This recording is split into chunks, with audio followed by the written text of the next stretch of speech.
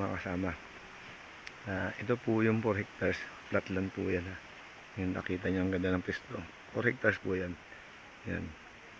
Ang ganda ng nyug yan. Nakakaroon. Ganda. Punusan ng nyug. 4 hectares pa ganun. Ay kalsada po ito yan. Yan. Right of way po ito. Yan po ang right of way. Yung kalsada na yan. Yan. Maluwag na yan. Yan po ang kalsada. Tinuhog din po ito ng kalsada na Barangay Road. Papunta po sa Hinabaan. Yan. Yan po yun. 4 hectares po yan. Ang ganda po ng pisto. Tsaka po sa lugar, hindi sa katatautan. Kasi bahayan po dyan sa part dyan. Tsaka malapit po yan sa school. Siguro from dito to school, siguro mga 200 meters. O more or mga 250 meters ang layo sa school nito. Tsaka ang ganda ng pwesto nito kasi kalsada dito sa taas. Kalsada yan sa taas dyan. Mula dito. Ayan. Ang ganda naman ang pwesto. Hindi ka po malulugi. Kita niyan nyo. Ang ganda.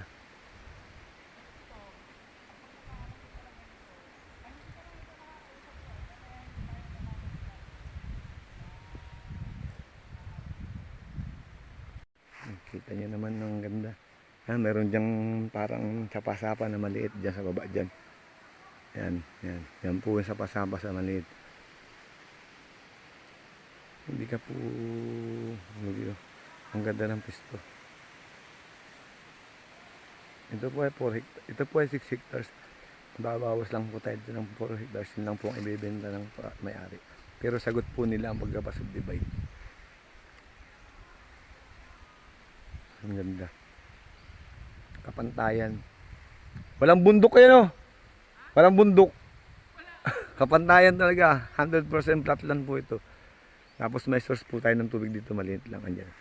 Diyan lang po ang source ng tubig. Pero nakakatiyan po yan. Pero pwede po kayo magtayo ng deep well. Kung pag-aalagaan lang po ng hayop, ng bangka, ito po ang bagay sa inyo.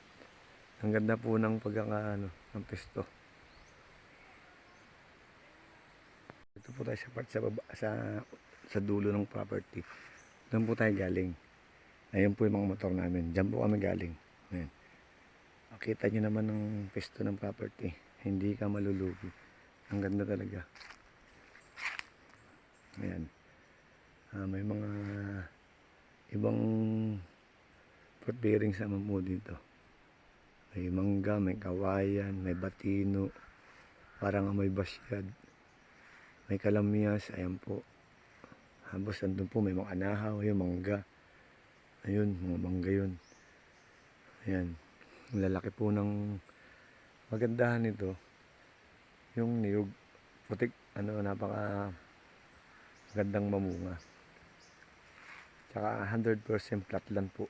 Hindi ka po lugi. Ayan, ganda ng pisto talaga. Napakaganda oh. Sa pwesto pa lang, panalo ka na. Ayun o. Ayun, mangga. Tapos yan, ang daming batino. Parang may narap pa nga siya. Ayan. Ang ganda ng pwesto. Tsaka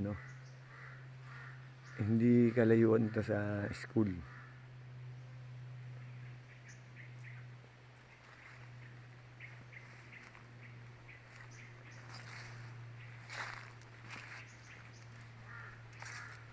Ayan. Dito po kabila, hindi na ito sakop. Yung may papundok na yan. Pero, baka po, dahil sabi nung mayari, malaki yan eh. Ayan. Makikita nyo ha. Ang ganda.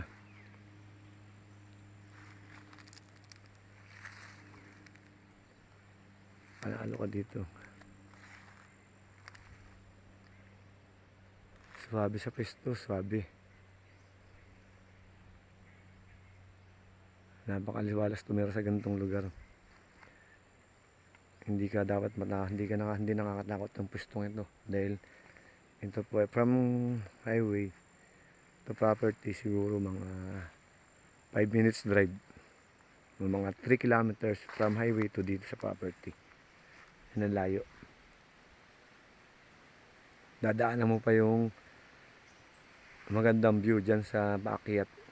Yung magandang place, maganda na kita mo ang buong sa baba ng Ginyangan.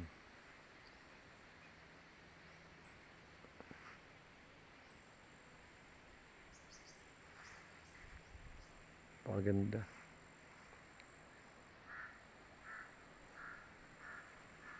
Napaka-presko dito, napakatahimik na lugar. Yan po, dito sa kabilang side. Doon po tayo galing. Punta po tayo dito. Yan. Ito po yun. Nandun po yung kanilang lukaran, yung kanilang operahan. Ayan. Diyan po tayo babogal sa kabilang galing.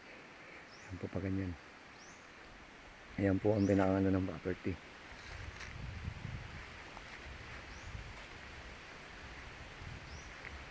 Ang daming ano. Sanib pa lang.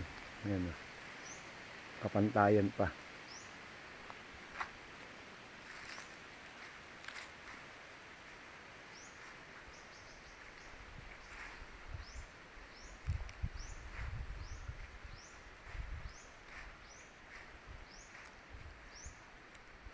Ganda.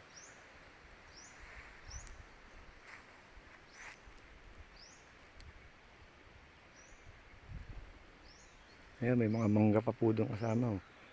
Ayan, sa dulo. Ayan. Dami niyang batino, yung matitigas pong kahoy. Pag pinakuha niyo po iba na kailangan pong barinahin. Pag pinaputol yan, pwede pong gawin mga tabla yan. Poste.